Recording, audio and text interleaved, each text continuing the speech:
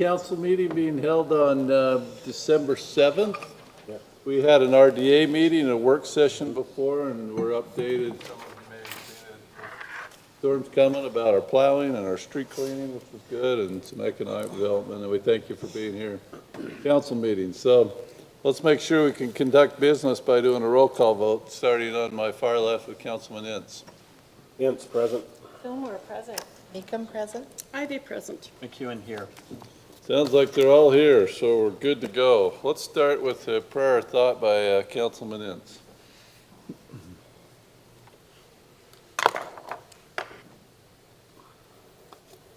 Quick comment and then a prayer. There are so many complaints. There is so much negativity. There are so many problems going around us in our lives. And yet, if we look, I think we are each, or most of us anyway, exposed to good people and positive things frequently. I've had the opportunity in the last week to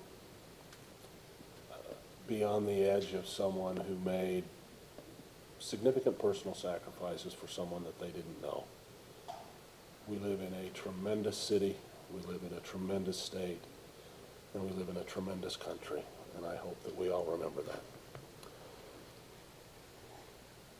Our Father which art in heaven, we bow our heads before thee at the beginning of this city council meeting and give thee thanks for the blessings that we enjoy, for the community that we live in and the people that are around us, the country that we live in.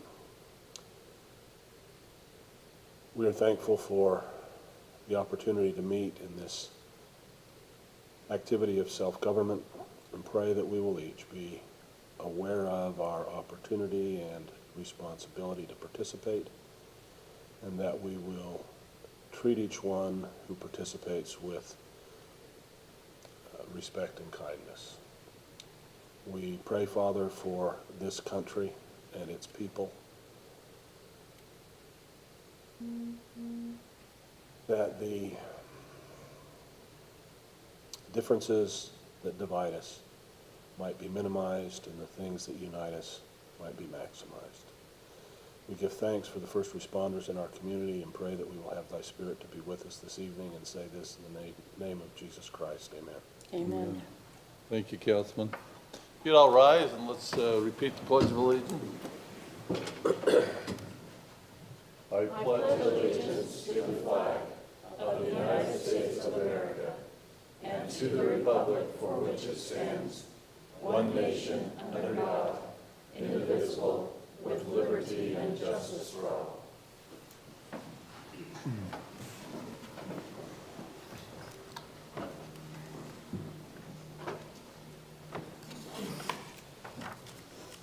Once again, everyone, thanks for being here.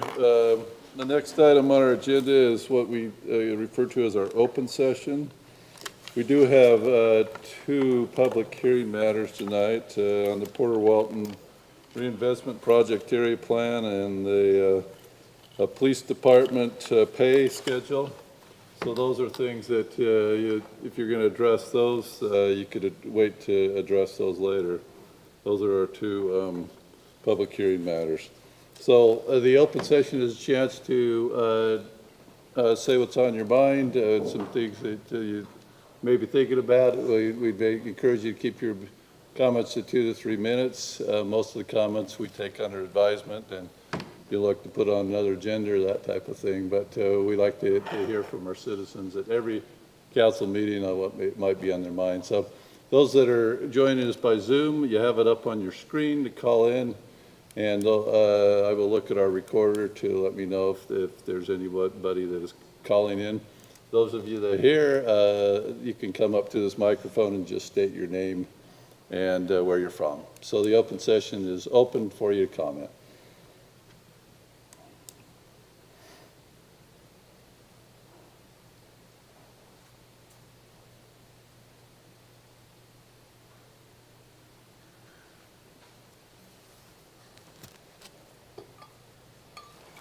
Come on up. Just, if you would, just state your name and where you're from.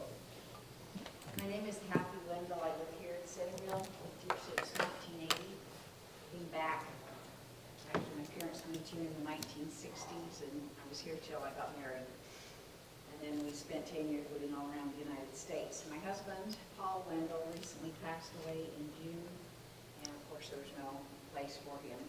We opted to do the cremation route, and I'm very pleased that the city council went ahead and built a little niche wall. I drove by and saw it the other day, and was very pleased with what it looks like. I'm hoping that,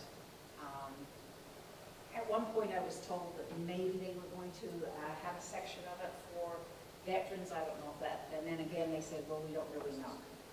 And I've been doing some, Paul is a veteran, Vietnam-era veteran, and so he would, qualify for any veterans privileges that would be enabled, or that would be available to him. But I'm here because I noticed that it was on the agenda tonight. Some discussion of that. Is that going to be in an open meeting? And I'm just kind of curious to hear what your plans are for it and how soon that's going to become available. Right now, he's just sitting on the piano. So. Anyway, but I was very, very happy to see that the city council moved ahead with that. And, I just want to thank you all. We appreciate that. Thank And we express our condolences for your loss. But thank you for that. They worked hard on that. More for the open session?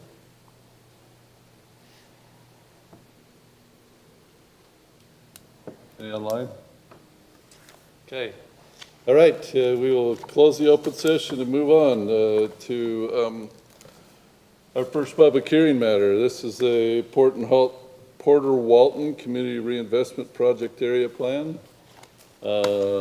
This is something that we talked about in our RDA meeting, and now it comes before council.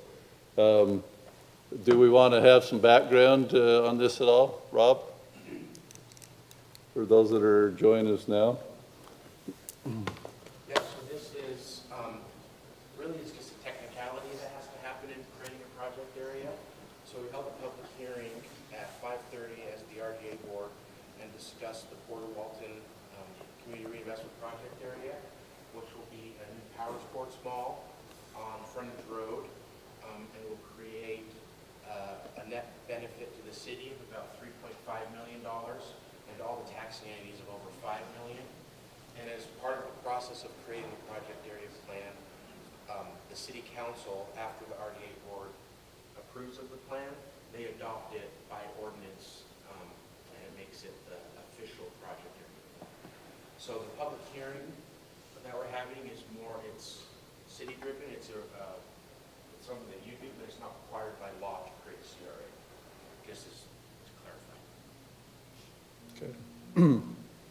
Okay. Questions for Rob before we go into the public hearing portion? Thank you, Rob. All right, so this is a public hearing, as Rob just discussed, for the Porter Walton Community Reinvestment Project Area Plan. That public hearing is now open. I'll give it some time for those that may comment by Zoom. And once again, just identify yourself and where you're from.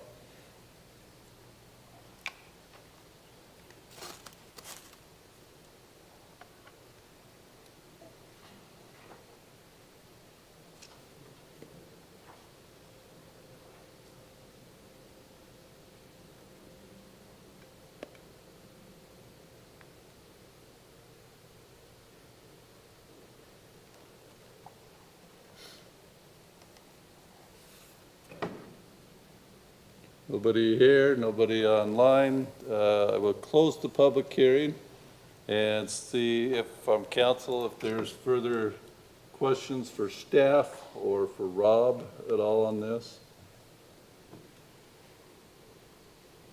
I think we covered it pretty well during the work session. I would motion that we approve ordinance 2021-26, adopting the RDA-approved project area plan for Porter Walton Community Reinvestment Project Area. We have a motion and a second. Do a roll call vote, starting with Councilman Ince. Aye. Aye. Aye. I'll say it again. I hate this. It's anti-American, but it's the way that our society has moved. I'd rather see the project sustain itself without help from us, but I'm glad to see the project come, so aye. Aye. Thank you. Can I make a comment, Mayor? You may. Stephanie, for what it's worth,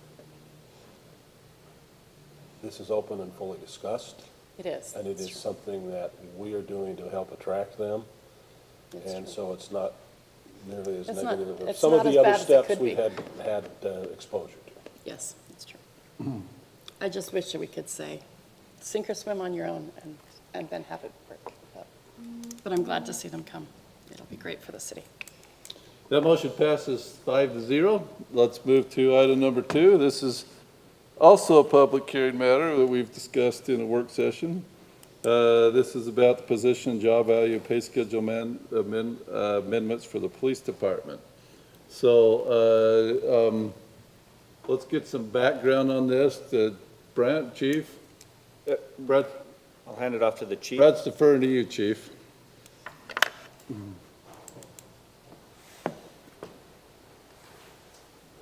Thank you, Mayor and Council. This is something that we've discussed quite a bit over the last few weeks in work sessions. I think it's fair to say, I think most people will understand that law enforcement wages has historically been low. Recently, we have seen a major shift in attitudes and so forth, where there's a dwindling pool of available candidates, people that are interested in law enforcement. The pool has severely depleted, and we've had an extreme difficulty in hiring. We've gone through 2 pools of candidates and couldn't find anyone that we felt comfortable in hiring. We just can't attract people with our current wage scale. It's woefully low when you compare it against some of the other agencies around that are hiring. There has been an extreme amount of market pressure going on. Agencies are taking emergency actions to raise their wages. And so we're caught in this situation where we ought to make adjustments if we're able to hold on to our current staff and to attract new talent, new good people to our department, and sustain good law enforcement within the city of Central. So I've made a proposal to address that. It will take us from quite a low position right now to a very good position. We'll be in a very good position to be competitive. We'll be on par with what North Salt Lake recently did. And I feel it will be critical for us to maintain a good professional police department. Thank you, Chief. Could you go into a little bit about, you mentioned during the work session, the concept of discipline and how that works relative to wage scales? Yes, so right now, because of the fact that it is so difficult to find and hire new people, losing an officer becomes an extremely, for us, it puts us in a very, very difficult situation to cover our shifts, to continue our operations and provide the service while we're trying to hire someone and find someone, and we just can't find people. So it puts me in a position where I may tend to overlook some things or not be as firm with people, recognizing that, hey, I'm just glad to have someone here working for me, because it's extremely hard to find people. And when I'm in a position of having a better wage and a better circumstance for people to work here, I feel that the accountability can be held at a little higher rate, a little firmer rate, so to speak. And I do feel like it also builds morale to have good discipline, and for the officers to feel like they are valued by the community from the standpoint of wages. Further questions for the Chief before we do a public hearing? Thanks, Chief.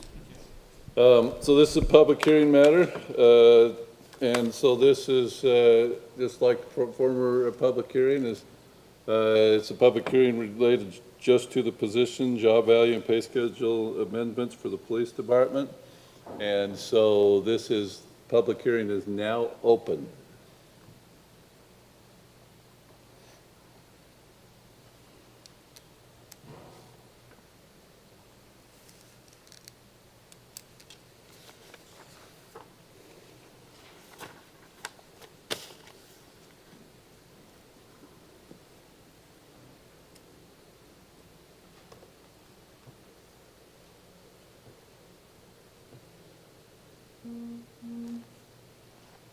Anybody online? Probably gave it long enough, so hearing no comments, we will close the public hearing and see if council has any further questions for staff or the chief. If not, we would look for a motion. This is ordinance number 2021-21. I would like to make a motion to approve ordinance 2021-21. I'd like to make a comment. I was in a United Way meeting probably 25 years ago when the speaker said that one of the things that was most puzzling to him about American society was that possibly the two disciplines which were most contributing to our society and our future were public school teachers and the police departments, who were probably the lowest paid professions in the country. And we see it talked about all the time. There's all kinds of pressure for it, against it, and other things, but I guess I'd like to come out and make the motion and support it. Second. So we have a motion and a second on that ordinance. Any further discussion? I just want to thank the other members of the council. When the chief brought us a very modest proposal, we told him up the number, make yourself more competitive. Everyone was behind that, and I'm very thankful that we were doing that. I think it's very evident, you look across the United States, if you have subpar policing or lack of professionalism in your police department, it does so much to destroy a community so quickly. So I'm glad that we have this opportunity to recognize our officers and to provide them the professional pay scale that lets them have a quality of life and can still serve our community. I appreciate that too.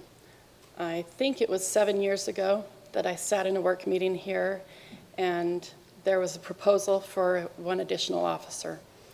And another council member turned to me and said, Stephanie, you're the one who's ridden with them. What do you suggest? And I said, I think we need 2 at least, and one on the SWAT team.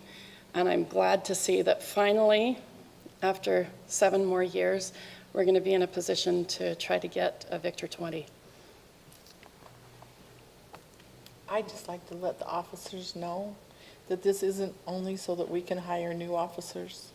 This is because we appreciate you sticking with us through the thin years, and the fact that we want to keep all of you, not just that we want to be able to hire new quality officers.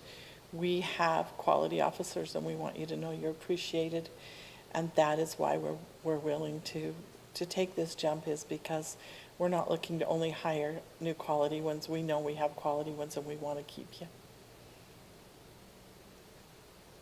Mr. Mayor, one item. We need to have a date. We will be increasing the police wages, and I would need to know which date this is effective for the pay increases. Okay, do you want to amend the motion? If you would, that'd be great. I know we discussed December 1 as a possibility when we had this conversation. Can you still 2 meetings support ago? December 1? Yes. Can? Then I would make my motion effective December 1, 2021. Depending on where the salary lines up, but yeah, December 1. We'll make it work on the finance end. Okay. The pay schedule. Nate, is that okay? Do I need a second on my? Amended motion, let's go second to it. Yes. Okay. All right, let's do a roll call vote. Councilman Ince. Aye? Aye. Aye. Aye. That motion passes unanimously, and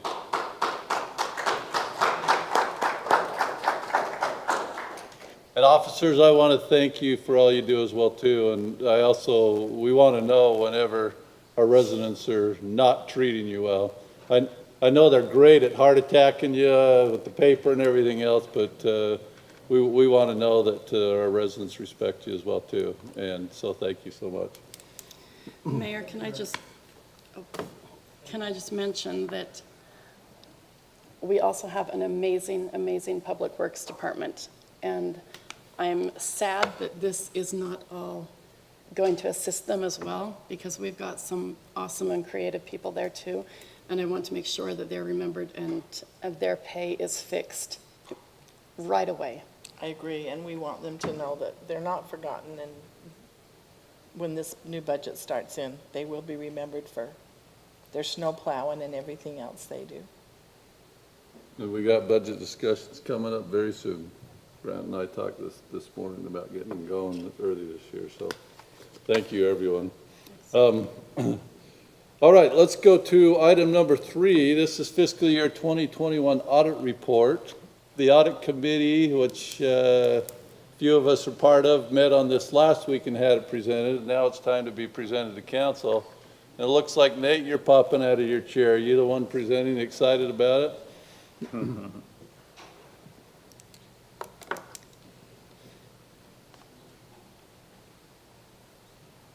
you, Mayor. I am excited. Mayor mentioned we have our audit report tonight. This is for the fiscal year 21, which ended on June 30th. I'm excited because this is the culmination of a lot of hard work over the past 5 months to be able to issue our financial statements and have the audit complete. It's a big deal for us. So yeah, as the state code, we're required to issue financial statements every year, as well as have them audited by an independent auditor. Tonight we have John Natterlei with Larson & Company, who's our contracted independent auditor with us. And he'll give you his report. Before he did that, I just wanted to recognize our awesome finance staff, Luann, Jackie, and Tana, as well as Jacob Smith, who is the finance director for the majority of this fiscal year. And what a great work they did, as well as the rest of the city staff and department heads. This report requires a lot of information from citywide, not just the finance department. It's a lot of teamwork and a lot of cooperation, and they were great through this whole process. All right. Just by way of note, our financial statements will be up on the website this week. I also have a few extra hard copies. If you would like one, just let me know, and I'll get that to you. But with that, I'll turn it over to John to give his audit report. And we also have, I need to recognize Marcus Arbuckle, our contract CPA. He put in a ton of work to get these financial statements issued. So thank you to him and his staff, and he's here to answer questions as well after John gives his report.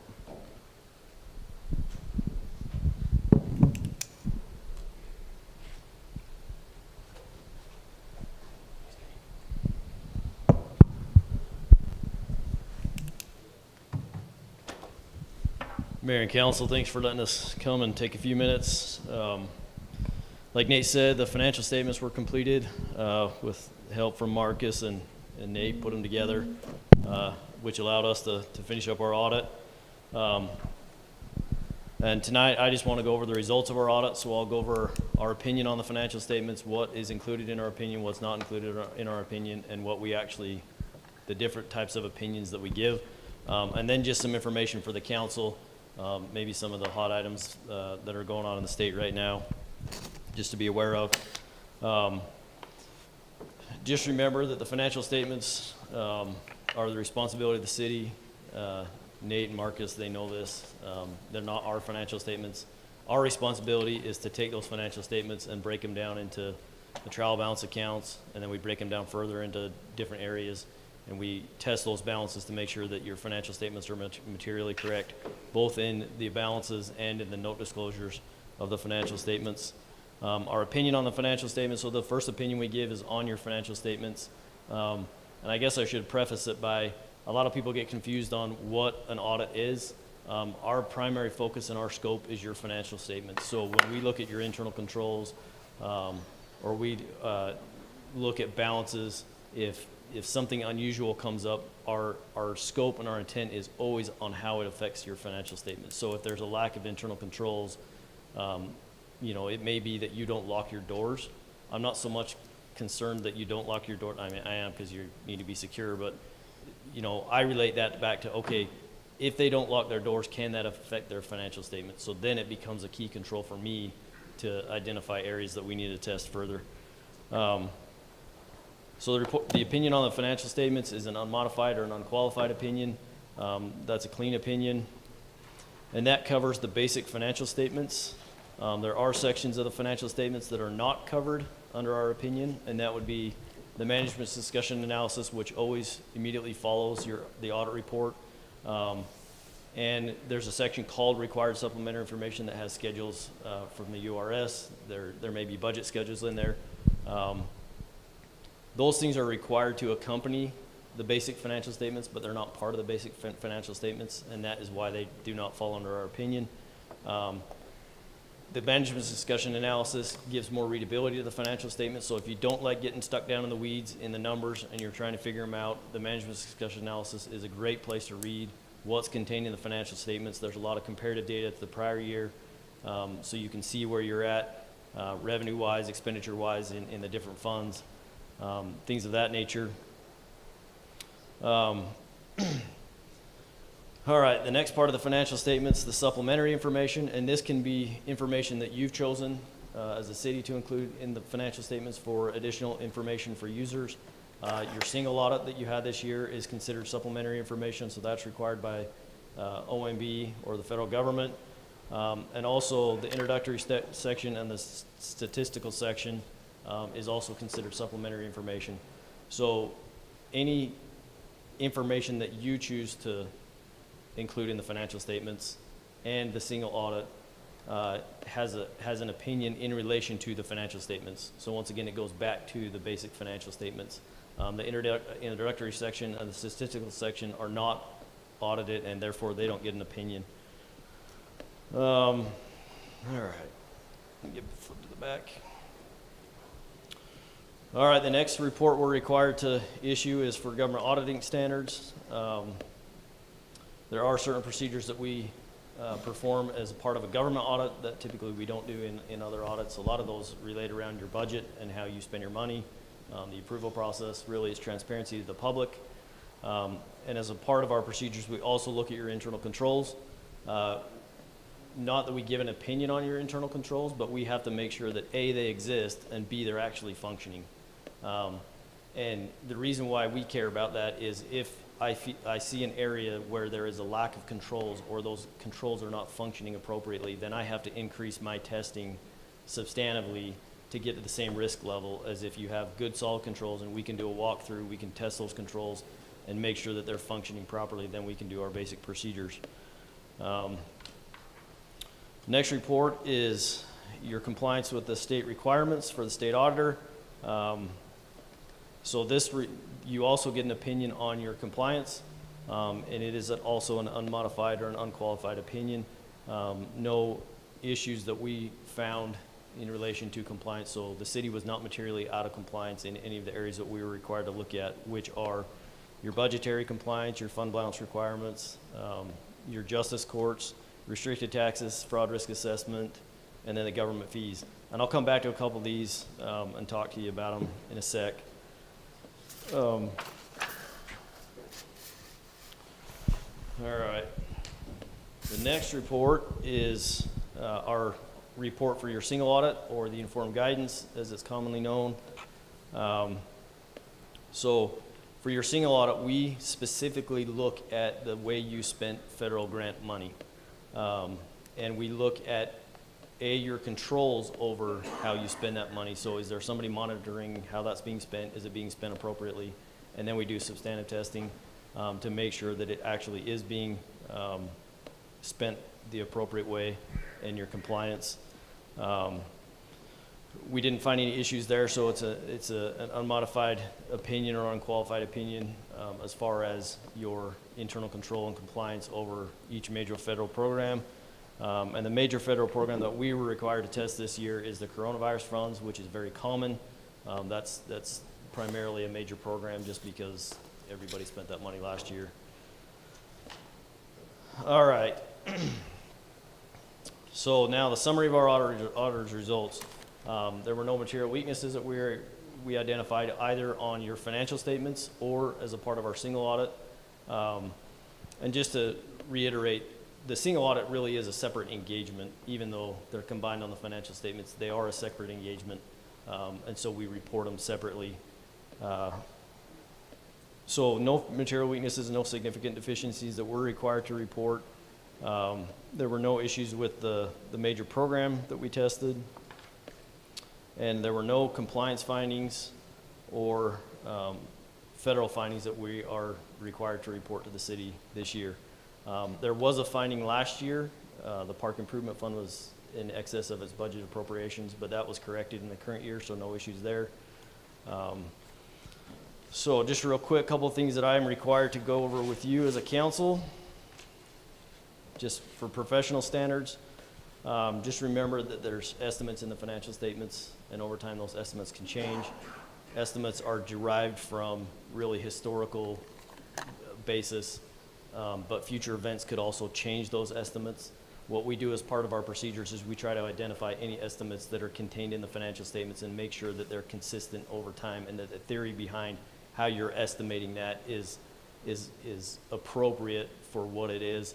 The problem with estimates and the future events that can change that is if you have big swings in data because of estimates, then you look back to try to make future decisions and you don't have comparative data because your estimates are, out of control. For the city, I guess a good example would be something that's out of your control, but the net pension liability and the deferred inflows and outflows related to the URS, those are based on actuarial estimations, and over time those are going to change. They go up and down every year, and so that's really out of your control. So if you look back and you see that your liabilities are significantly more a couple of years ago than they are this year, it may be because your net pension liability was significantly higher, and really that's based on an estimate. So over time those estimates can change. There were no difficulties in performing the audit. I just want to thank your staff, thank Marcus for helping Nate get through this and helping Brent. We have a lot of conversations. I communicate with my staff on an ongoing basis, and one of the first things I ask is, are you getting the information that you're requesting, and how fast are you getting it? And at Centerville City, it was almost immediate. In fact, Marcus sent me an email. He's like, I haven't heard anything from your guys. Are they needing any information? And really, they had gotten all the information, then they were just kind of plugging away at it. And so we had gotten the information really ahead of when we expected it. My concern is when I don't get information, or my guys are saying, hey, it's been 2 weeks since we've asked for this and we've asked for it multiple times, then I get a little bit concerned of, why can't the city provide this information? Are they trying to recreate? Are they trying to manipulate or change the information? Or they just don't have the documentation, all of which are problems. But there was none of that this year in the audit. Disagreements with management, as far as our knowledge goes, there were no disagreements. Management representations, we get a representation letter from management, and really it's a full disclosure letter. And every audit that you have across the United States, you're going to have to sign a representation letter at the end. And really, it's so that when I review the audit procedures that have been done, and I look at all the information contained in the audit, I can feel comfortable with the opinion that we're giving, because we're not, and that rep letter tells me that you've been honest and forthcoming with any information that could affect that opinion. Consultations with other accountants, this really probably is not going to happen at Centerville because you have Marcus here to bounce ideas off of. But if there is an issue that arises and we disagree with an accounting principle or how things should be treated, the city's more than welcome to go out and get a third-party opinion. The only professional request we have is that we also have access to that third party so that we can give all the information that we have, and then we can come to an agreement and move forward with the audit. Another professional standard that we're required to communicate is, Brant might call me during the year, or Nate's going to call me during the year. Brent calls me a lot during the year, actually, and we have conversations. It's really good. I appreciate the phone calls. But I can't tie or bind the city into a long-term contract. I can't say, well, Brent, you called me 8 times this year, so for the next 20 years, I have to be your auditor. So that's against my professional standards, and we're just required to disclose that to you. So just a couple things in closing real quick, just a couple hot items. The fraud risk assessment. My advice to you as a council is know what's on that fraud risk assessment. You should be a part of filling that fraud risk assessment out and discussing it with management, because ultimately the buck stops with the council as far as identifying risk and addressing that risk as it relates to internal controls. So you should know your staff and management well enough to really fill out that questionnaire. Fill it out, get the points for the state, whatever. But I would say use it as a tool to improve your own internal control. So use it internally to say, did we mark no on anything this year? If we did, what can we do to get better next year? If we did mark yes, are there areas that we can improve on? I really don't like the fraud risk assessment because it doesn't allow you to discuss, any mitigating controls that you have put in place because you don't have a certain control. So if you don't have a truly functioning audit committee or an internal audit function, are there controls that you've put in place to mitigate that risk? Probably, but you don't have the chance to really explain that. Use it for what it's worth. I don't know how long it's going to last. I don't know if they'll continue to do it for the next decade or say next year we're done doing it. But my recommendation is just use it as a tool for yourself. The other one is governmental fees. That's a new one this year. This is a real hot item with the state auditor. Marcus might be able to give you an example of some local governments that have issues with this. All of the audit clients that we have, I haven't seen any issues in local governments. I feel like this is more of a school issue because the state auditors audit a lot of the schools. That's where they're seeing this pop up. I will consult you as far as implementing any sort of fee. There should be a service attached to that fee. I'll give you a good example and a bad example so you kind of get a feel for what I'm talking about. If I came here tonight and if I had to pay $2 to park here for an hour, I'm getting a service rendered to me based on that fee I paid. So I'm getting something in return for that fee. If Brant comes here and he spent 8 hours, he should have to pay $16 to park, where I was here for an hour and I paid $2 to park. So it's proportional based on the service that's rendered to me, so the length of time or what's returned to me in a service. A bad example is there's a university in the state right now that charges all students who enroll, they have to pay a study abroad fee, whether it's $30 or $50. It doesn't seem like a very high fee, but then you consider the number of students who enroll in that institution, it's a significant amount of revenue that they put into their general fund. However, only about 1% of that student body population actually utilizes the study abroad. So all of the students have to pay a fee, but only 1% get a service rendered. So that's an inappropriate fee. So anytime that you're talking about implementing a fee, just make sure that there's a service attached to that and that they're getting something in return and it's proportional based on what they're receiving. So that's kind of the hot item right now with Auditor Dougal. I've had quite a few conversations with him about it, and he really is, the concern that he has is there's local governments or universities that are implementing fees because as a council, you don't want to be the council that has to raise taxes because your general fund doesn't have enough revenue. That doesn't make you very popular. So you implement a fee that then generates revenue for the general fund to offset that lack of tax revenue. So therein lies the problem where you have taxation without representation.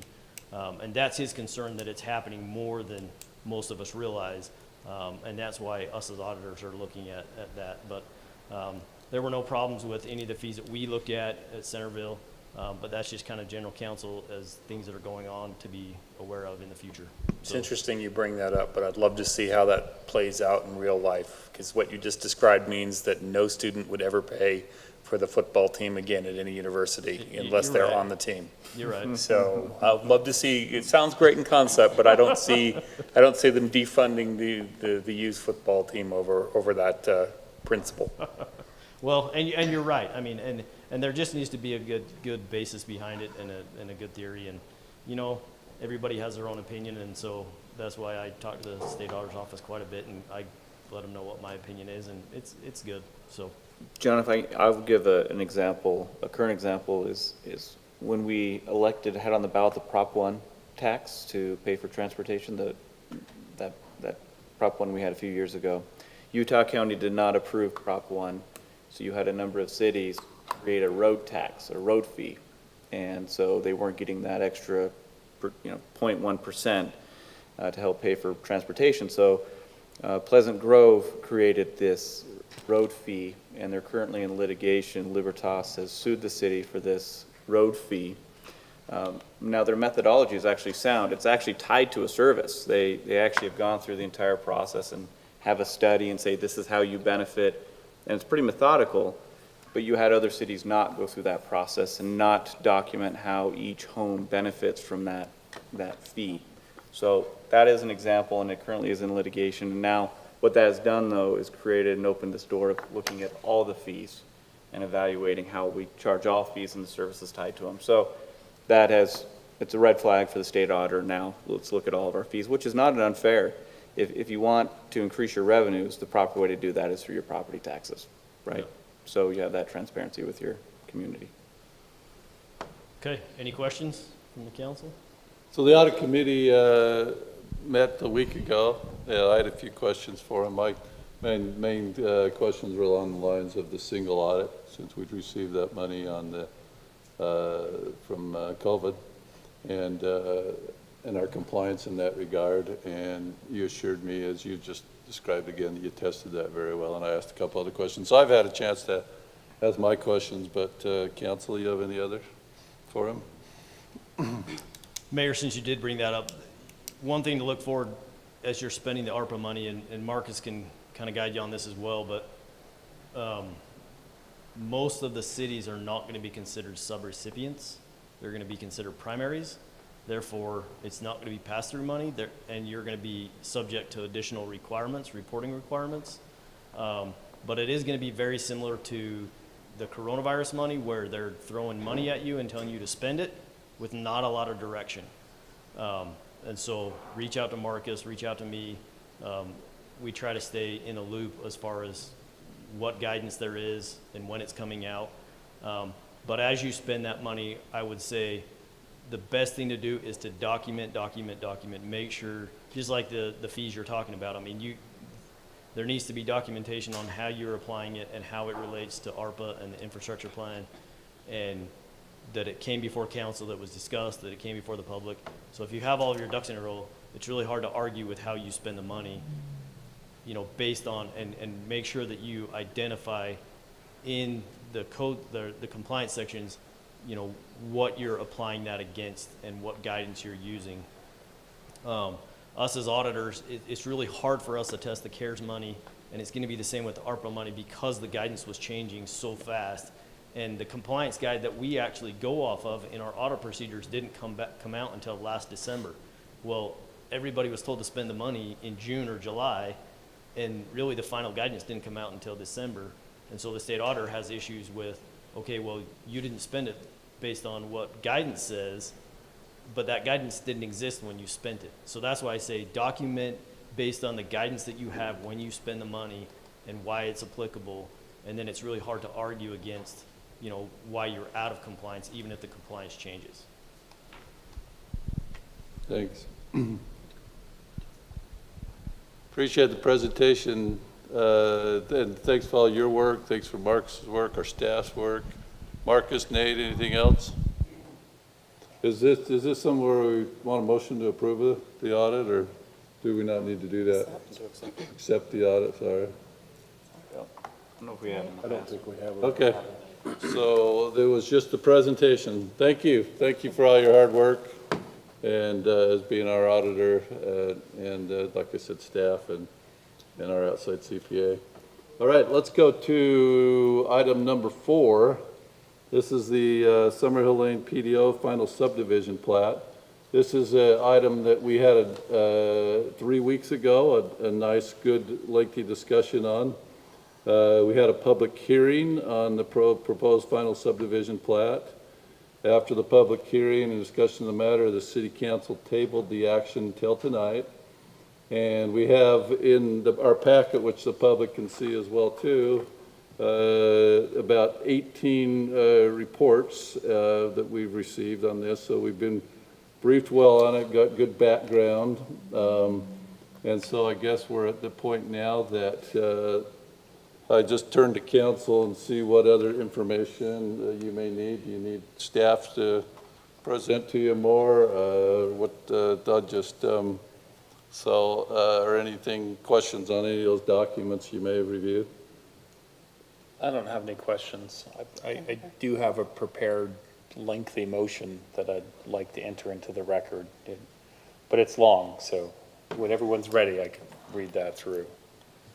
I'm ready. Do you have it in writing? I do have it in writing, yeah. Can you give us a copy?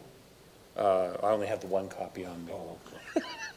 So unless there's questions before, Councilman McEwen could read his motion. Of course, I'll leave it open to further I've got a few. discussion after the motion in a second. All right. So I'm going to read this motion in its entirety, and I'm going to do it in two parts. First part will be the motion, which I will hope for a second after I reach item 4. And then I want to, after we have the second, state the reasons for the motion. So I move that the final subdivision plat and plans for the Summerhill Lane subdivision consisting of approximately 17.24 acres at about 2125 North Main Street, subject to the following conditions. 1, the developer shall depict on the final subdivision plat the easement area along the northern boundary of the subdivision potentially affecting lots 120 through 134 as previously shown on the preliminary subdivision plat and labeled as disputed easement area 1 and the disputed prescriptive easement over and across lot 120 as shown on the preliminary plat as labeled as disputed easement area number 2. Item number 2 of this motion. The developer shall designate such easement areas with the following description: disputed easement area 1 and disputed easement area 2 as previously described on the preliminary subdivision plat, along with the notation see note 2 regarding notice of claim of interest. Part 3. Revised note 2 to read, a notice of claim of interest was recorded in the Davis County Recorder's Office on March 30th, 2021 as entry 3365360, book 7727, pages 2144 through 2190, potentially affecting lots 120 through 134 as particularly designated on this plat as the disputed easement areas.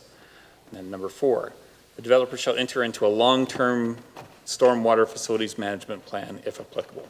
That's the substance of the motion. I can second that. I'd like to take a minute to just kind of, We have a second. We do have discussion. Councilwoman Fillmore? Was there a second? I did. Yes. give me a minute. Okay. So, Tammy, if you're okay, I want to read in the reasons for the action, and then let's see if that spurs additional debate or questions.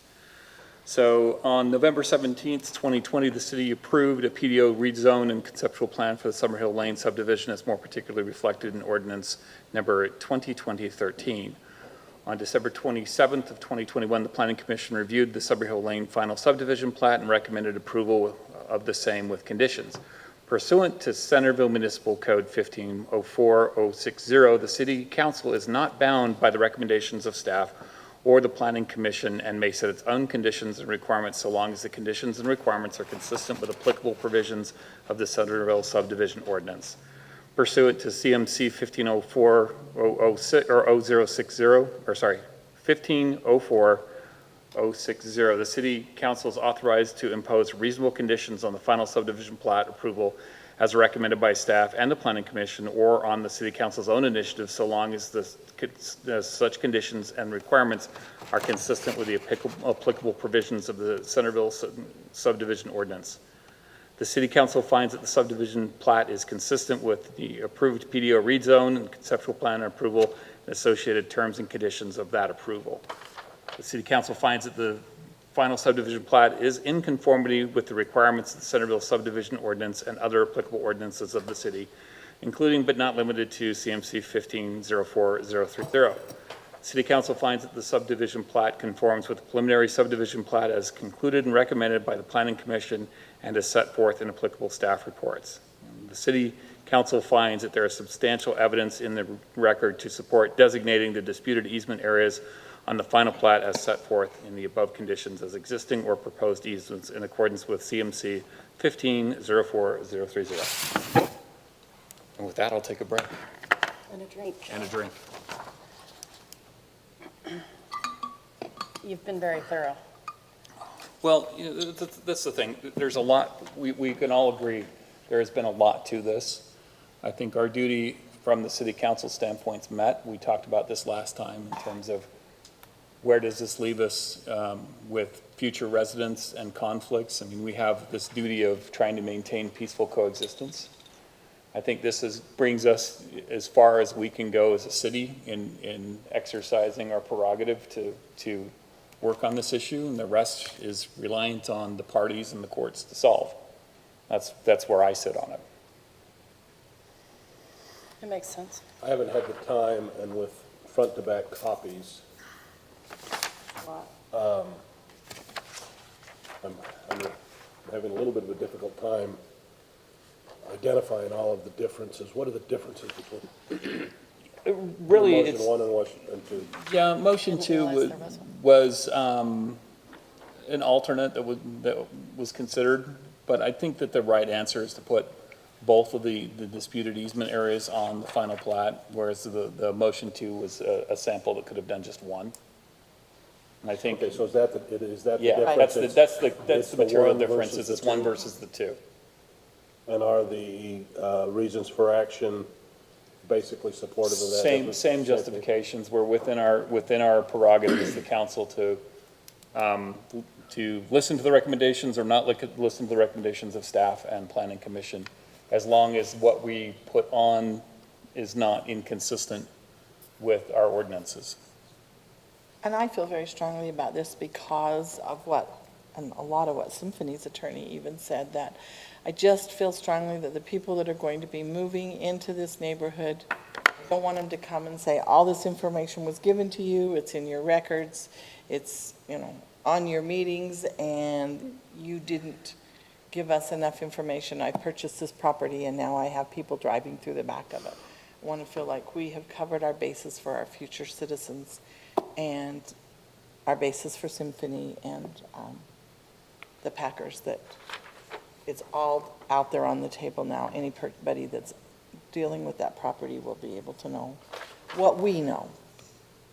Well, and what I came away from last time was that desire to be sure that the process that is already in motion is communicated to the purchasers of the property, but being careful also to not go overboard so as for it to seem that the city is making a statement of opinion. And so I would like Lisa's take on that. If this is at all maybe crossing a line and seeming like a statement of opinion from the city. Well, I think I have given my legal opinion to the city council in a closed session. So unless you have a specific question on notice to the purchasers, in my opinion, this approach is better than what was recommended by the Planning Commission and offered by the developer, because if the city council or Centerville City requires the developer to provide notice as part of the purchasing process, that puts the city, in my opinion, involved in that and enforcing that. So I think this is a much better solution, is to put it on the plat, so those purchasers will be on notice of those, as well as the notice of interest of claim. And I think, Tammy, that's why the language of disputed is very important, because we're not weighing in one way or another. We're saying this is the identified area, but we're not conveying anything, we're not taking away anything.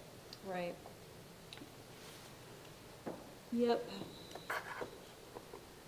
Okay, nice work. Further discussion on it? Yeah, can I ask, Corey, I think I know, but can you remind us of what the Planning Commission's recommendation was on October 27th?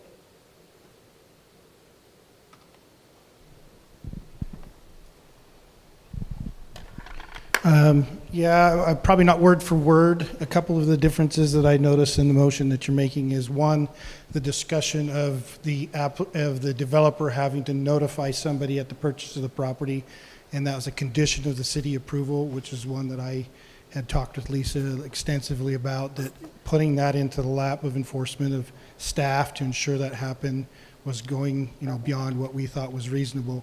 The other thing that's different that I noticed in the motion is you're taking note 2 from the Planning Commission. So the Planning Commission had the note 2. They added the numerics of the lots, 120 through 134, I believe. And then they added the developer at the sale of the property. The difference is you take that sale of the property off, and you're taking not note 2, and you're modifying note 2 at the commission level, and that's modified in relation to the requirement to depict the 2 easements on the plat, and then note 2 is referencing that along with lots numerics 120 through 134. I think that's the substantial differences. Well, and that was my remaining question also after last time, was that requirement to notify at time of sale and what that notification actually looked like, Right. right? Is it an asterisk way, in this bigger print and not mentioned verbally, Right, and then if that failed to take place, then it was a city-approved condition of approval, and where did we? What does that mean? Where if it's did we not fail in the taking place? And notification? how do we police if it's taking place? Right, and that's something I was uncomfortable with, even at the commission's recommendation. And so that note is no longer referred to? Right, I think in the Not by motion. the structure of this, yeah. Yeah, that took that note out from the commission's recommendation. For exactly those reasons, I don't want to create liability or precedence where we're doing We enforcement on plat requested notes. something, Yeah. we required something we can't necessarily police. That, yeah, it has no applicability in any other plat in the city. It would be just bad precedence. Yeah. It And may have been so- well-intentioned, but not maybe And so at adequately the end of the constructed. day, it is reliant upon the purchasers to check the plat. Yeah. Yep. Yeah, you're exchanging the written note and the depiction for this future disclosure issue. And and in this motion, that's accomplishing a different version than what the Planning Commission recommended to you. Yeah. And this just seems very consistent with everything else we do in the city, so that's why I think that this approach will work. And Yes. the problem is and the part that bugs me is it doesn't clean up the issue. We still walk away, there's an issue out there, but it's outside of our purview to handle that, so there's only so much I can do to clean up the issue on our side.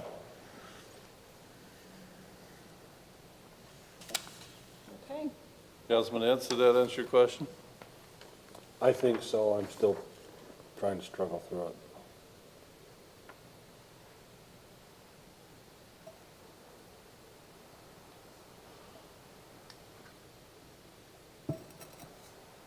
Well, Councilman Ents, Do looking we at, need to- anybody else? Do we need anything further on the potential long-term stormwater facilities management plan? It is number 4. It's number, I've got it listed there, it's number 4. But do we need any expanding of that, or is that No, sufficient? I think it's sufficient because that was also in the intent of the PDO. We talked about that, so I think there's enough coverage on that. Okay. We don't need to designate how long-term is, or be in the business of not- policing the facility? Not unless we want to set another precedent. So, So this is the one that might give me pause, is H. The city council finds there is substantial evidence in the record to support designating the disputed easement areas on the final plat as set forth in the above conditions as existing or proposed easements. So that maybe crosses that line of stating an opinion that we see well- substantial evidence, so. Well, if you look at the bulk of the evidence we've been presented with, I think that's about as substantial as the budget or the audit. I don't have very many other things that are as substantial as the documentation we've been presented arguing for and against it, so I think it's well stated. I feel uncomfortable with that one. And I guess, George, I would want you to tell me why you feel that one's necessary as a finding. I think that the other findings are complete enough.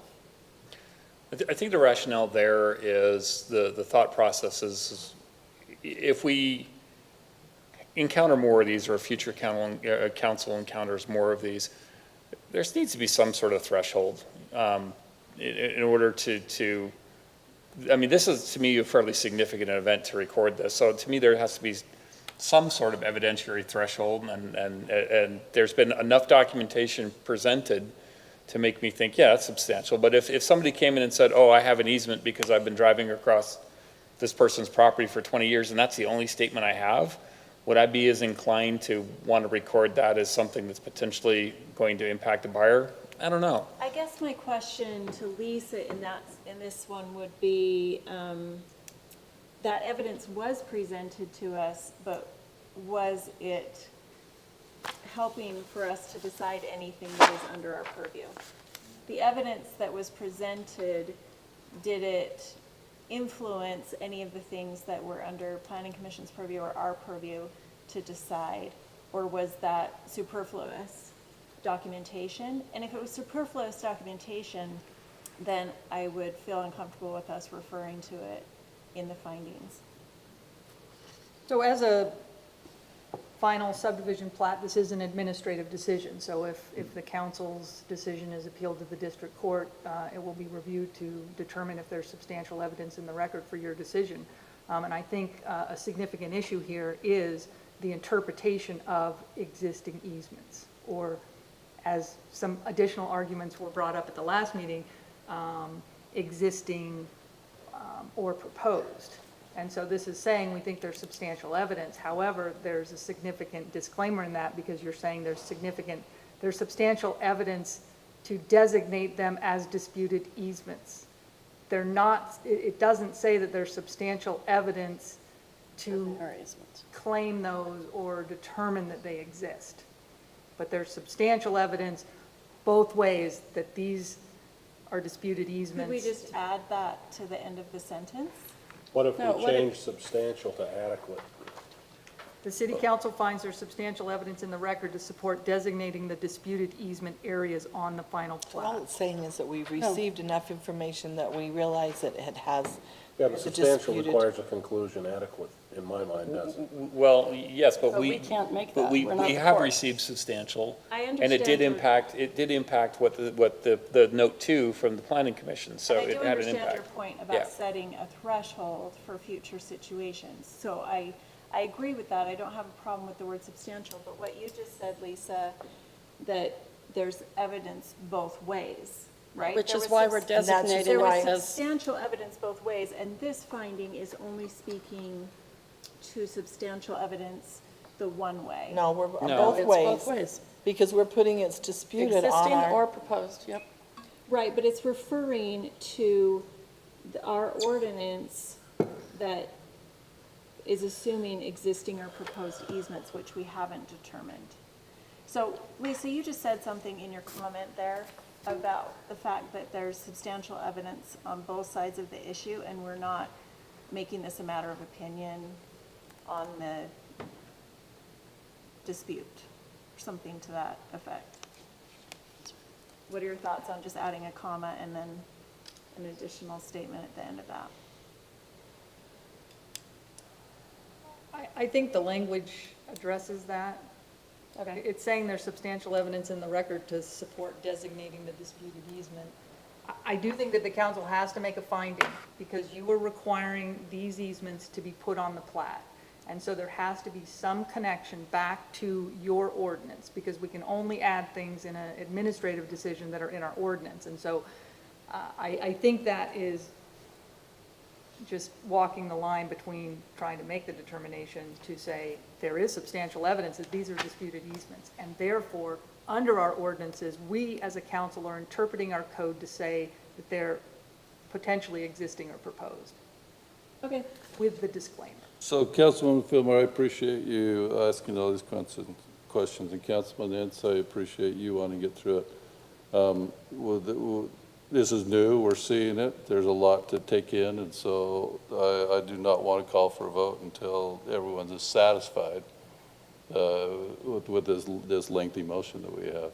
So if there's more, you know, I want I'd to like hear to it. thank, I guess I would be inclined to thank George for the effort in pulling it together. There is a lot of volume, and yet we had both the meeting and the closed meeting 3 weeks ago. I at least am ready to vote on the issue. And my questions were answered. I'm ready also. Okay, everybody else good? Okay, let's start to my right, Councilwoman Ivy. Aye. Aye. Aye. Aye. Aye. Sounds like that motion passes 5-0. Thank you. A nice job consolidating several hours of discussion into one side of one page. Good job, George. Well, I had help. Thank you for everyone else. everyone that's been involved in this, will continue to be involved in it. Let's move on to then the next item, which is Summer Hill Lane PDO Stormwater Facilities Maintenance Agreement. Corey, do you want to talk about that, or Lisa, on the maintenance agreement, I can talk about that. or? Okay. So Mayor and Council, with that approval of the final subdivision plat for the Summerhill Lane subdivision, one of the conditions of approval is that they enter into a stormwater facilities maintenance agreement with the city. This is required under our UPDES permit with the state of Utah for our stormwater system to ensure that the private developer is responsible for any stormwater that's placed into our system. And we have entered into a number of these recently. It's a new requirement, and this development will be required to enter into that, and it will be recorded against the property for that long-term maintenance, which was the question before.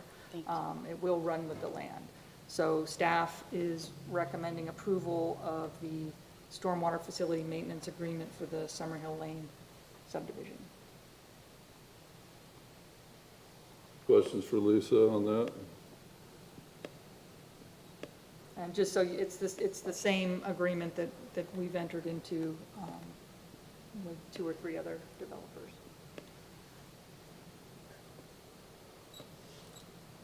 I would motion that we approve the stormwater facilities maintenance agreement between Centerville City and Summerhill Lane LLC.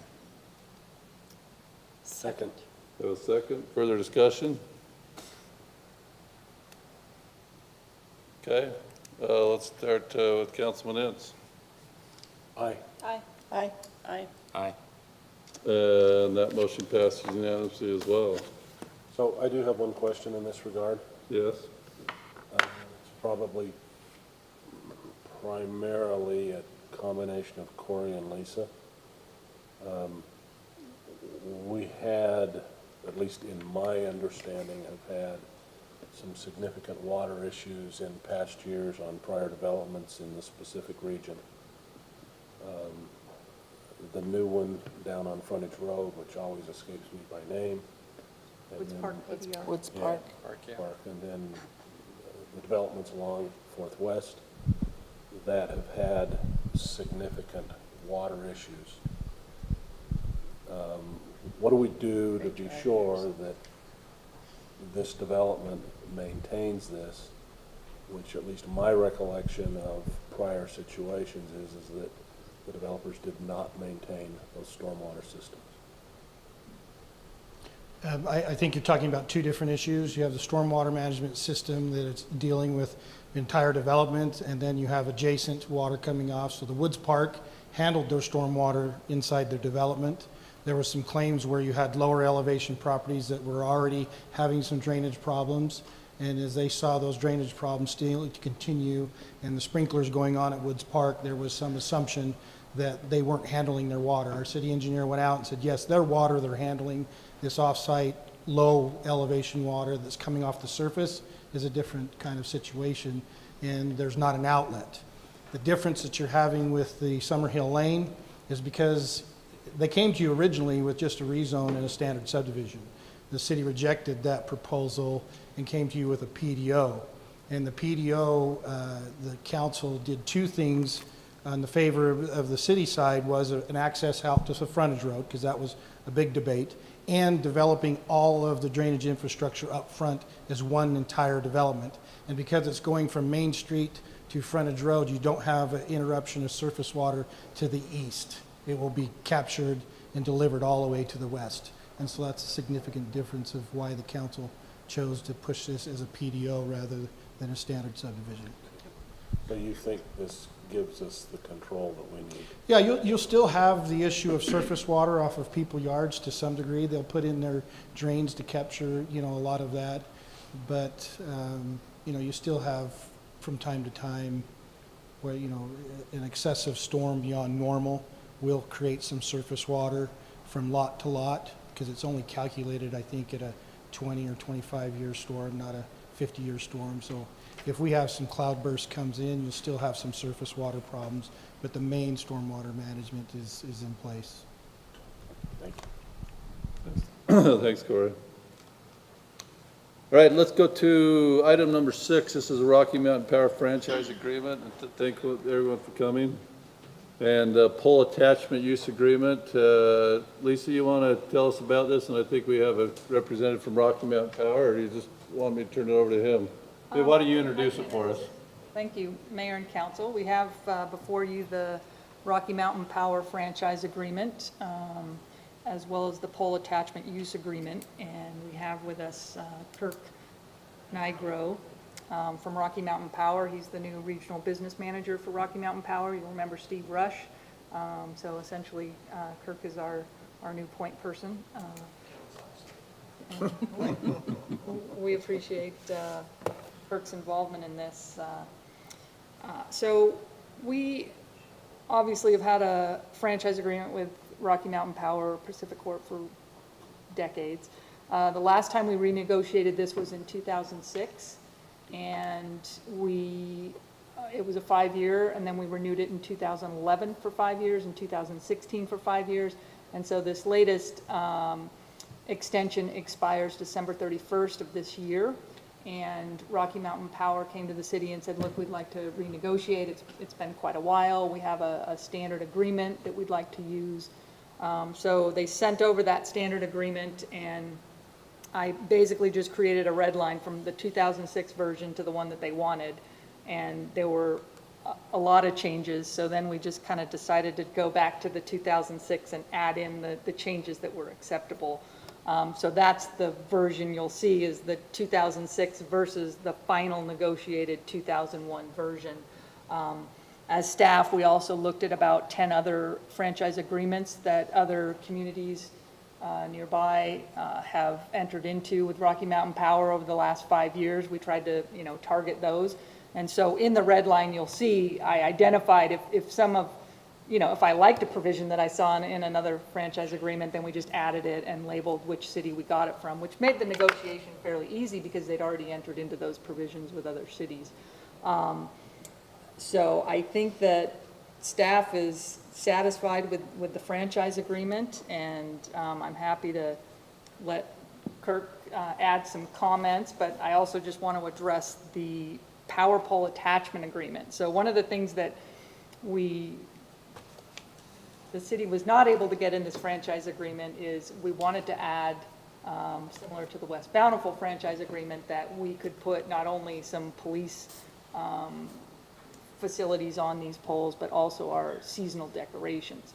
But I think Rocky Mountain Power has been very persuasive in saying, you know what, we'd like to handle that separately. It really doesn't have anything to do with our right to use your right-of-way to provide electricity to your citizens. If you want to use our poles, we should have a separate agreement for that kind of arrangement. And so I think we agreed with them on that, and so we've been working over the last month to come to an agreement on this pole attachment agreement. But one thing that we were able to get is they offered a 10-year term on that. So because I mentioned it's very important for Centerville, it's sort of our identity on Main Street to have those, and we wanted to have that. So we will have to renew that as well. The franchise agreement is a 5-year term, but we decided to go ahead and take the offered 10-year term on the pole attachment agreement, so we'll just have to remember to bring that up for the second renewal. But I think with that, if you have any questions, I'll turn the time over to Kirk and Rocky Mountain Power. And I welcome any questions that you have. And I do want to state that you have a great attorney and a great staff. They've been professional, and really, it's I'm new in the position, and it's definitely been a wonderful stretch to work with Lisa. She's been thorough, to say the least, but it's been a great experience to work with Centerville. And even this meeting has definitely been fun to watch you address these issues and not just sugarcoat them. I've been to several different city meetings, and they vary in thoroughness, and I would say this has been the most thorough that I've been to. So I appreciate you guys digging into these issues, and they're important. And definitely the respect that you have for your community is important. And I think even the banner, the joint use agreement, the purpose on this is to protect that your community and putting those banners on there. So mine is to make sure that we have it transparent and we have an agreement, so someone doesn't change their mind and try to take that from you. So that's my goal, is to ensure that you have that ability, that we do it in a way that we preserve that for your community and ensure that it's inspected and it's safe for your residents as well. I don't have any problems with the agreement. I'm going to go off script and ask you a very specific question. Here in Centerville, we suffer windstorms on a regular basis. And in our last windstorm, I was trying to take somebody to an Instacare facility. They'd gotten hurt. And I couldn't get out of town because every major arterial had a line down on it. And what I'd like to propose is that Rocky Mountain think about some of these arterials for communities that are in these highly impacted areas, and work with us on ways that we can move that power underground, so we at least have evacuation routes that you can get out of the city. And in Centerville, I could not get out of the city, and I know my city pretty well, but I couldn't get out of it. So there was no arterial where the police could have directed me to where there wouldn't be a downed power line. Now, that was an extreme storm, but it's something that concerns me, and into the future, if there was a way to work in concert with Rocky Mountain to ensure we have some safe evacuation routes where no power is coming down, that would be awesome. Okay. And I guess along those lines too, I mean, Councilman McEwen mentions underground. I would follow up as well too that morning, trying to come over here to Command Center.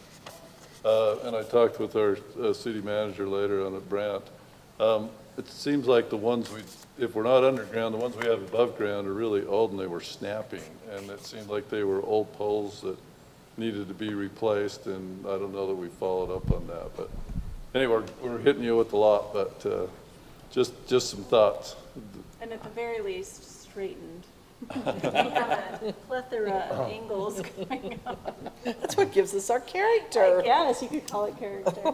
The interesting thing on the pole line, the actual poles themselves, is more the wires that have to be straight, which is kind of an interesting thing. So if you actually look at the wires themselves, it's the trajectory of the wires.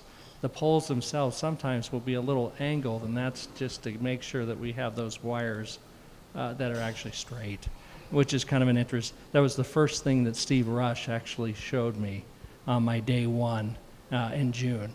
He said, sometimes you'll get a complaint that, hey, the pole is actually somewhat leaning, and really as we're looking at those wires that we're actually having, the wires are straight.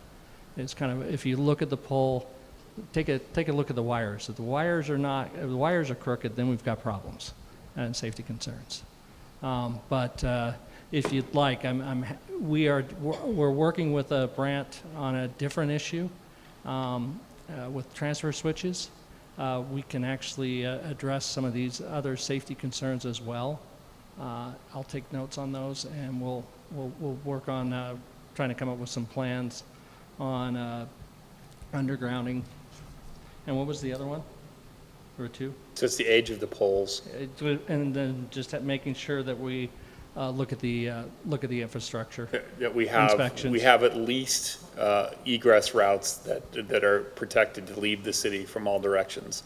in the event of a storm, because if you take the worst catastrophic case we could have is if we had a chemical spill because we had a high-profile train car go over, and then if you take that exact same storm, we've got a bunch of residents trapped and they can't get out of the city because there's no protected routes. So I don't know how many other communities have that uniqueness that we do when it comes to that, but that last storm was very eye-opening about how trapped you can be even if you are an expert resident and you can't get out of town.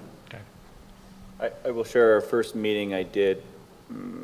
I don't know if I'd unloaded on Rocky Mountain, but I did express my frustrations about the lack of communication and my frustration that I did contact Steve and I asked Steve Rush, what are your plans for tomorrow or the next day? And I was frustrated that the response was, oh, we got a couple crews, we're not too worried about it. So again, coming from Ephraim where we own the power, I didn't like that lack of control, but and the lack of communication throughout the whole process in the command center was very frustrating. I get they were overwhelmed on their end, but having this relationship and getting updates regularly is very important as a customer. We've talked about including Rocky Mountain in future tabletop exercises and including Dominion. That's one thing we haven't done with our exercises, including our utilities, and we need to do that. So Chief and Al are working on that. And you did praise us for our thoroughness, so, you know, we just couldn't take the bait without giving you some more information to walk away with. So. Oh, no, I expect you to hold me to it, and Brant knows I will follow up. Kirk's been great to work with. I will say that. He will follow up. You're gonna take everything back you just said about, aren't you, Kirk? And I wanted to point, one, I did add a revised pole attachment agreement. There's only one change on page 7, describing the power poles that are permitted. I did receive just one comment back from their attorney this week that it said the following listed Rocky Mountain power poles have existing and approved city brackets and banners.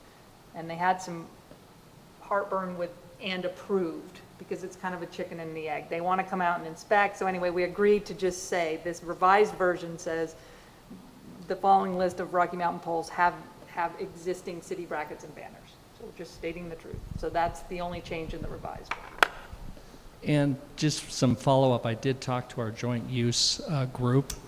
The banners that you have been using in brackets that you have in the past, until inspection, continue to use as you have in the past. There's no restriction from what you've done until we have inspected, if that makes any sense.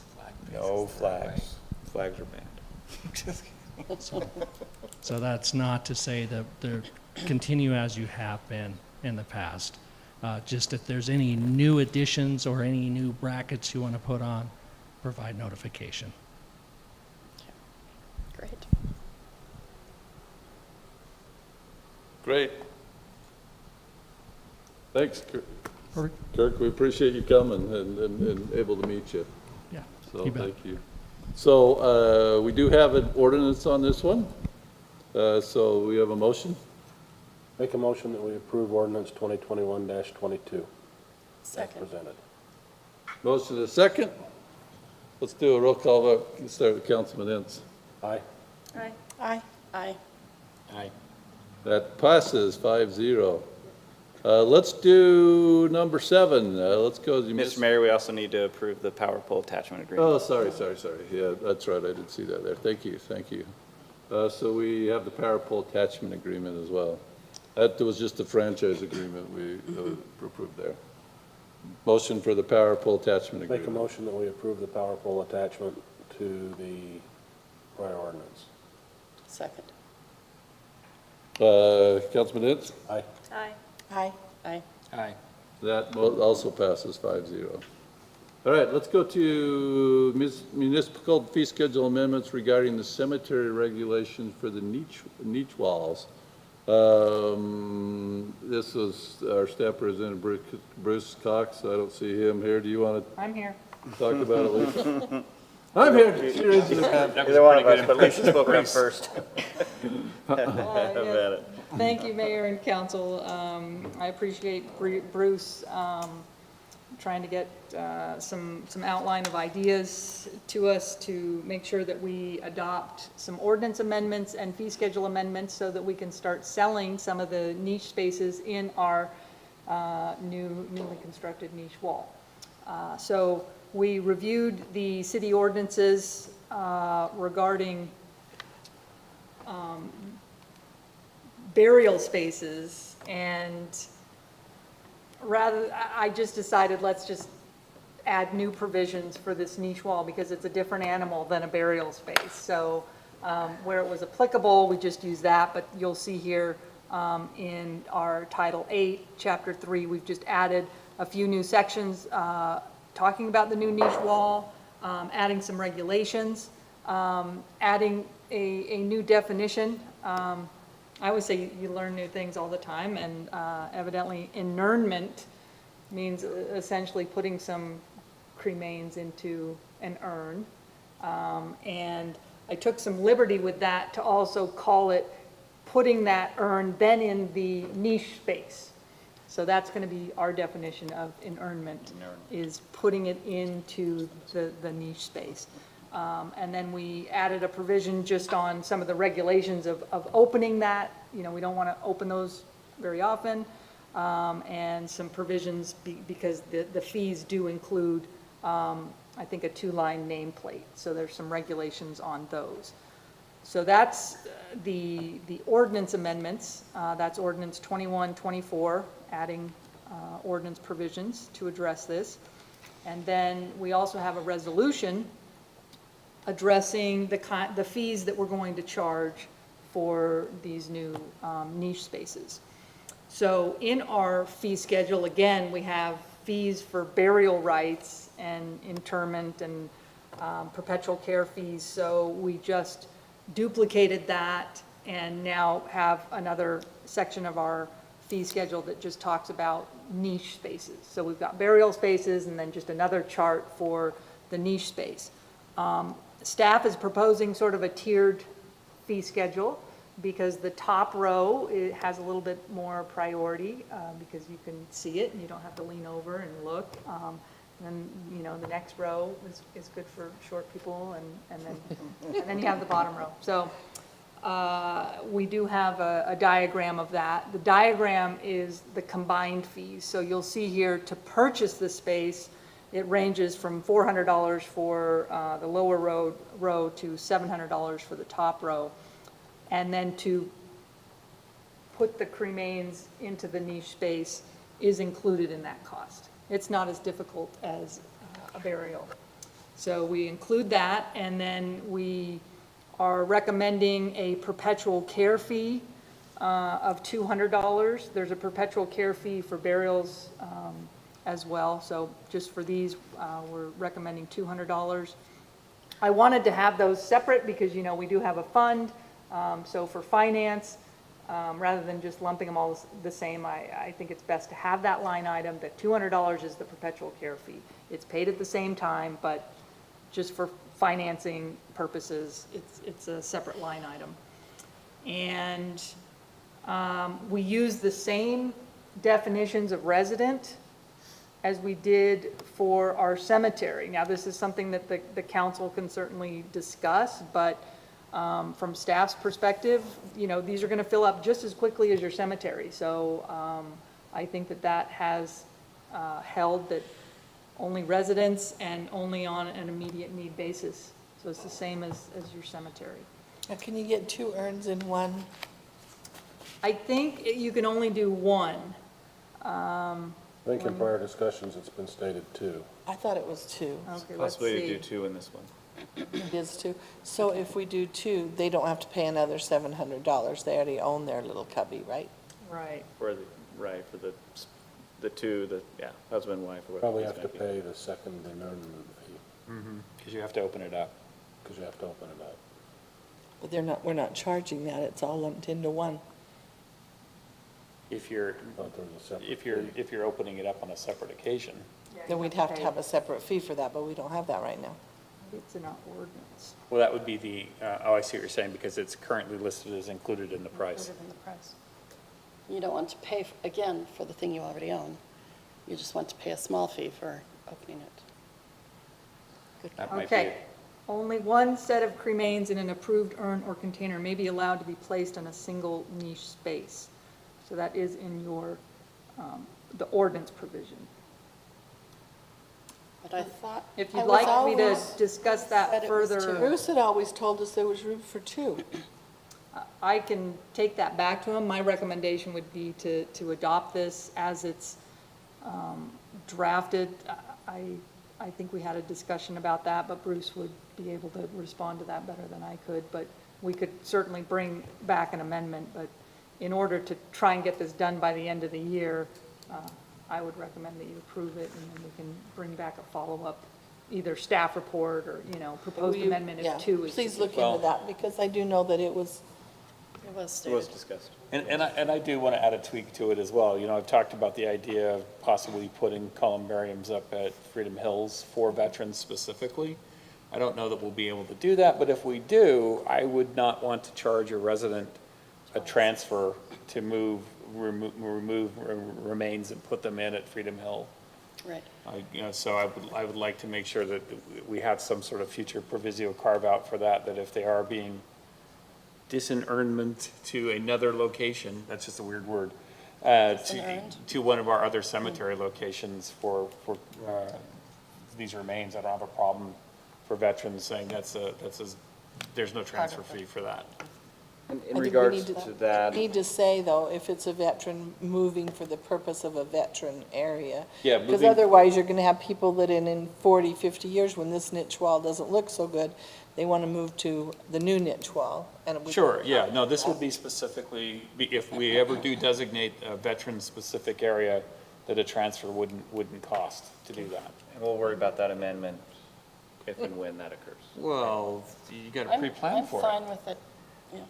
No, I agree with waiting and.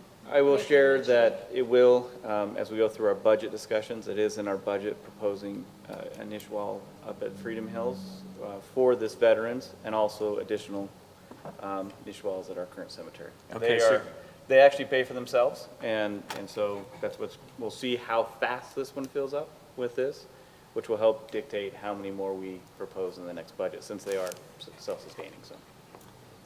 I recall seeing a conceptual but not final design, and then asking to see the final design and never Not seeing getting the one. final design.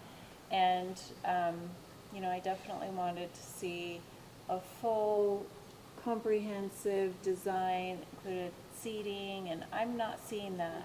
I haven't either. So That's Bruce true. does It's already have up there and done. a sketched out concept plan of 2 niche walls and a little walkway. I believe he shared it in a work session. I'm Well, he pretty shared confident the he shared it in a work conceptual, and I session. had some comments on it, and I wanted to see a final with the kind of details that I was talking about, and to have that be approved. So, Sorry, I found Bruce's comment about the 1 or 2 sets of remains. So this was in our discussion of the ordinance, and he said that Bountiful City only allows 1 set of remains per niche. Our niches measure 10 inches by 10 inches by 10 inches, so many containers for ashes are too big to fit, or more than 1, and the space on the face for engraving is limited. So the I'd like people to recommendation be was- able to put 2 in if they want If to they put can 2 fit in that fit. Okay, but again, I I don't like- would probably. We'll bring that back. I don't like to be Yeah, by I would recommend- myself. What? I don't like to be by Put a hole myself. between the two. No, I want to be right I there. don't think your ashes will notice the difference. Can you mix the They'll ashes? still be talking. What are you kidding me? Mix the ashes together, and then, It's not mean, go we too could far. have- Well, but the point there is he's saying if you've already purchased the opening right comes with the purchase of the niche, and you add a second set of remains, our schedule says that's free, based on the way it is now. Yeah, there should be. but a- we're, Well, that's what but we're I'm not saying. I would- allowing it currently in the ordinance to have that second one in there, so. I would leave it as is, and then we can come back and have We'll Bruce do it. address. You know, we need to have a Because I think we- $50 opening fee the second time or something. Yeah, and the nameplate, you have No, to you should revise have the that. same fee as the Well, no, internet. because because it's you the already purchase bought of your the whole thing. spot. You already bought. Yeah, but it says it's $200 for the internment. No, So it's that- No. 200 for the perpetual care. It's 100 for the perpetual care, isn't it? Is it 200. 200? That's the perpetual care of taking care of the area around it, which wouldn't cost any more for one or two. Yeah, your interment is covered in your purchase price of the niche. Right, and the niche, and you Yeah, if already, you do two, you could just say inurnment of second. the only thing remains, we'd need to you know. charge for would be opening and closing it again. But small coupon book. 2 for 1. So, I don't have a problem proceeding with it as it is, Right. with the The understanding, yeah, that, and you're watching me hold him to it, that when we talk about veterans in the next budget cycle, that we. Right, include and I want it some of moved along. I don't want the fact that we can't have two put in there. I want that moved along. Don't be putting it under the desk. Get it out there. We'll do a storytelling about grandpa being crossed over the. That's true, that's true. If we put two in it, we have more niches to sell. yeah, I think it's just a practical, I mean, we could even just come up with, hey, here's this, but obviously, we don't want to be opening these for, Right. multiple, so. And Councilman thank Ince, you you for look coming like and you're letting us struggling know. with something, are you? Yeah, Okay. I'm disagreeing. It's got the price for the niche spaces. It says it includes the inurnment. But the disinurnment is $200. So if you open it a second time, it's $200. That's You're if gonna you're open taking it a remains second- out. If you're gonna open it a second time to put additional remains in, it ought to be the same $200. I agree. I agree. But it's a different Well- line item. We need to add it to the schedule. I mean, I don't know that $200 is the right price, but I don't know. Okay, we have an ordinance and a I agree, it resolution needs to here. be tweaked later. But let's pass something so they Yeah, can so use we it. can- But I would say, in deference to what Bill was saying, we should add that to the fee schedule on whatever motion comes out, so that we at least have it down there, the opening fee. And I've been trying to find it and I can't, and I think we talked about it. Is this at time of need She just said only? that. Yeah. Okay. And I agree with Stephanie, and Stephanie and I will be gone by then, but, about reviewing the price, the fee structure. That would be good. I'm assuming you mean higher, you know? No? I'm not, No? no. Okay. I guess It doesn't take anywhere near as much effort to open a cubicle than it does to dig 6 feet I down. guess my question is, how does it compare to others? We And could look Bruce at that did and see what other do that people charge. analysis as When you well. said your She stove did. would be gone, Yeah. we're talking about the niche walls, I'm thinking, passing on. Like, We'll be using them. thinking you'll be gone when? Okay, we have ordinance 2021-24 and resolution 2021-40. A motion? Did they need to be done separately? You all good together? Okay. I'd make a motion that we approve ordinance 2021-24 and the accompanying resolution as presented. You don't want to add a fee schedule change to the With the resolution? contemplation that there will be some upgrade to consider, second set of remains and polishing the fee schedule. Second. Motion is second? Great, let's do a roll call vote. Councilman Ince? Aye. Aye. Aye. Aye. Aye. Motion passes 5-0. Thank you. All right. Hey, thanks for coming tonight, too. Yeah. You can continue to stay, but hopefully that was informative for you. It's nice to hear Kathy. that some things that we do here actually affect people, so it's nice to know that somebody's glad that we put it up there, so thank you. I forgot to say that Paul's family has been here since the 1940s. And he was raised in Centerville, and his parents are buried in the cemetery, and so And how old is he? he would have been 77, about 2 weeks after before he passed. I mean, he passed on the 15th, and his birthday's on the 26th of June, so. The name sounds very familiar, and I've been here my whole life, so I'm sure you knew me at some point in time. Well, and the kids are saying, especially the out-of-state kids, said, hey, if we come to Centerville, then we can see Grandma, Grandpa, and Mom and Dad. Yep. I said, well, Dad, for right now, don't put me in there twice. That's right. I would, as a surviving spouse, I would be willing to pay a couple $100 to same space, you know, Yeah. yeah. It's a comforting thought. When you're dead and gone and you have the money, you just tell your kids, do this, then they can do it, but Thank you. thank you. Kathy. All right, let's go to item number 8. This is the annual meeting schedule for 2022. I would suggest that we look at that meeting schedule close and see if those dates are good or work. Yeah, make sure you Like- have my birthday again. Like things like election Caucus day or meeting. things like the caucus meetings, I was exactly. just looking to see when they are. Have they announced? I don't know.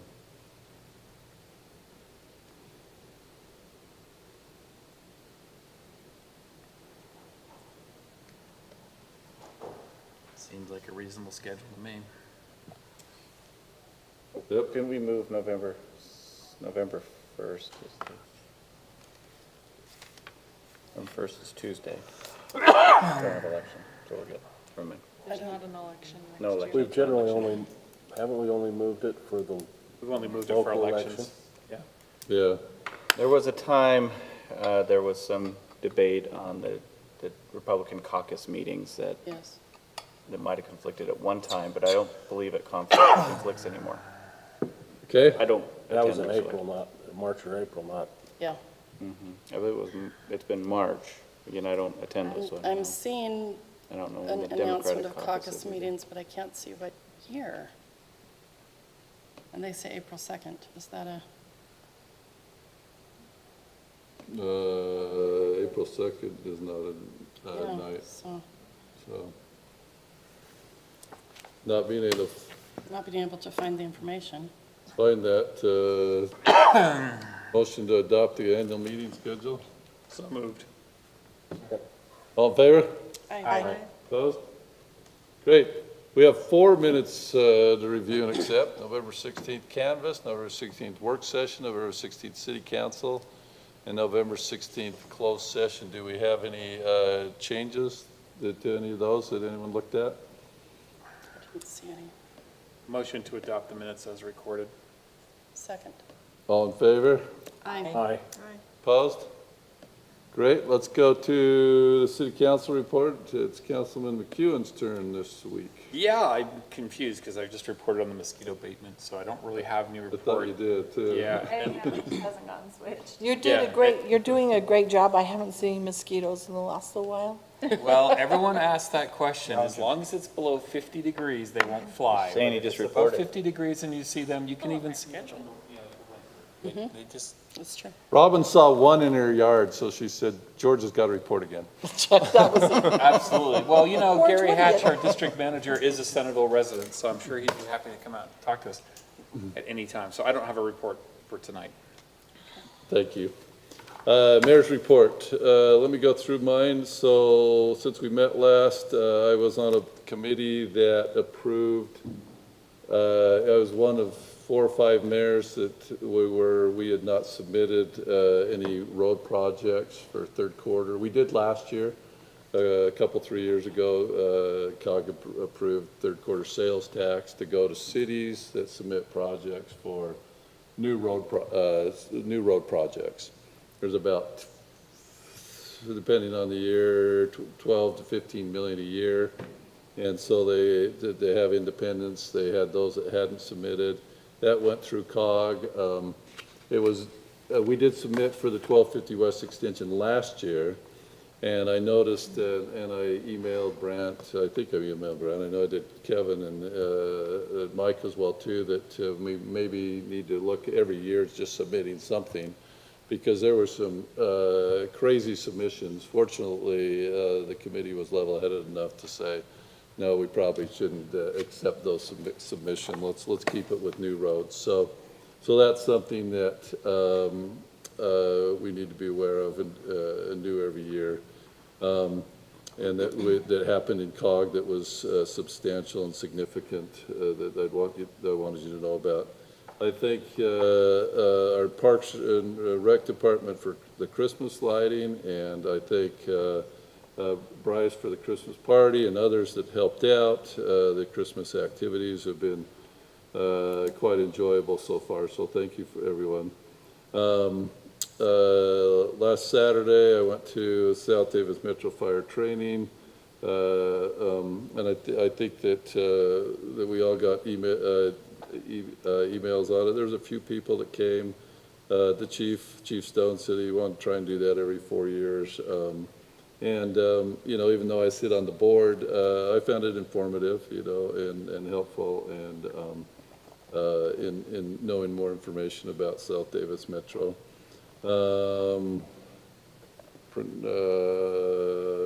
Checking off everything I've done.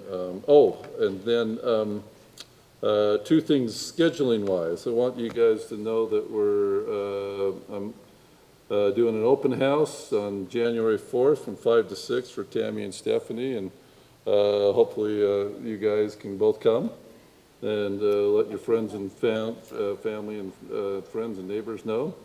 And then because of the night was going to be potentially the night we had our representatives come, but we only had one that could come. I have mentioned that it would be a special meeting. I threw out to them the 18th, but that's getting close to the session. They said they could do the 11th. I don't know if you guys want to have a special meeting to do like on the 11th to hear from our representatives and our representative and 2 senators. But Yes. you need to let me know so Yes. I I think I would. Yes. can schedule back I'll with them. make the time. Okay. It's All right. important to get a couple of things through to them before they get bogged down. Okay, I will send them a text back, all 3 of them, right after this meeting tonight then and say, With that, Mayor, if I can interject, so all the questions or concerns shared with me, I'm going to provide actually all of them to the representatives ahead of time, so they come prepared with answers and know what our concerns are, so we're not just essentially ambushing them, right? So they're just going to get all the questions. I believe there's 6 or 7 unique ones. Some of you had repeat concerns, which was great, but I'm just going to send them all to them and say, here are some of our concerns. And you'll get them as well. Out of curiosity on these questions, are you doing anything to aggregate those with the ULCT so that we're getting kind of a gestalt of everyone's questions rather than just peppering the individual representatives? Because I'm sure there's some themes that likely pop out from the various city councils. The questions that we have are very Yeah. consistent along the state. Fair enough. So they are. they're not unique to Centerville. So the difference is how active are we going to be in getting our message or our voice across, and not just from elected officials and staff, but getting our residents activated as well to help promote. Now, we talked about the newsletter, and if they take some time, I'd like to utilize that. Okay, great. That's a Bryce. Bryce didn't hear it. I'll talk to Bryce. He was nodding.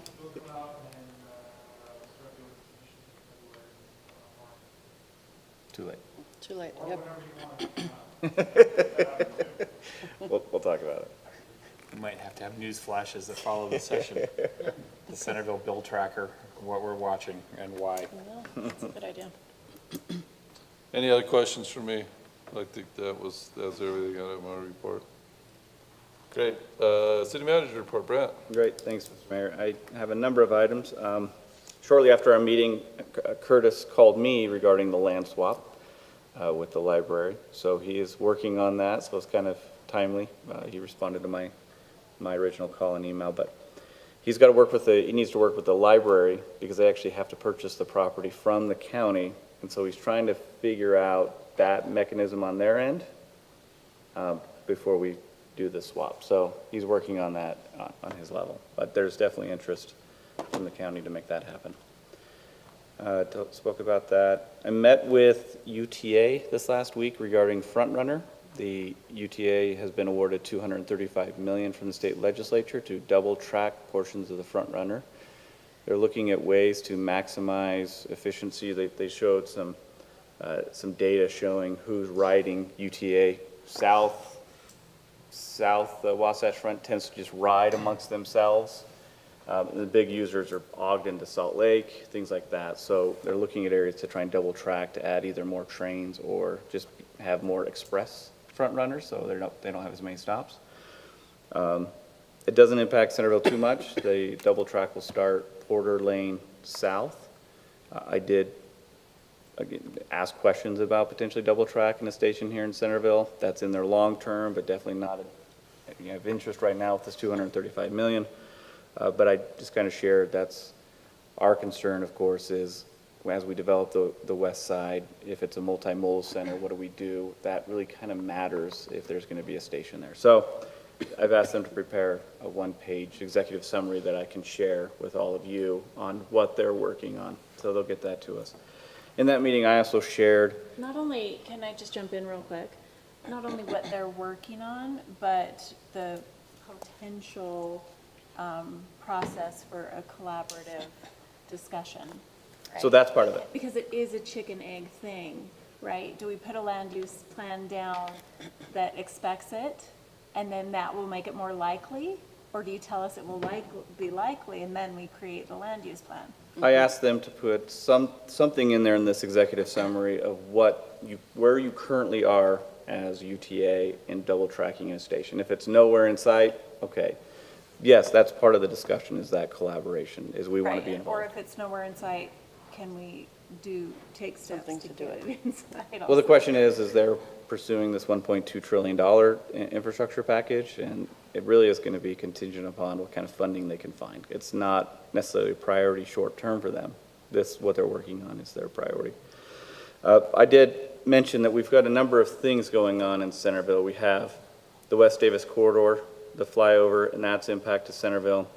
We have the potential widening of I-15 impacting UTA Front Runner and potentially UTA BRT, all kind of colliding at once that I asked them for their project managers to get together so we can have a work session and see what kind of coordination efforts they have at their level and what that means to Centerville. So they are working on putting something together in January. As a resident on the west side who regularly can tell when the train is passing, I'm not the only resident who lives over there who's concerned about the increase of traffic as far as we may not be double tracked through the city, but it's an increase of trains. Hey, And just, there are I'm concerns having on a that. hard time hearing you guys. I was saying that as a resident who lives on the west side who can tell you when the freight trains are coming through, I've had multiple people who live over there, when they heard about that, ask about what the seismic stability is, because we're going to be putting a lot more stress on that corridor, and that resonates through. People are worried about cracking foundations and damage to their homes. Well, as we build out the business parks on the other side, that's a concern as well, A lot more stress, how? because the trains resonate the ground. Yeah? So you continue to add more trains and more weight, you're going to cause more shaking So along are the you talking corridor. about the double tracking? Yes.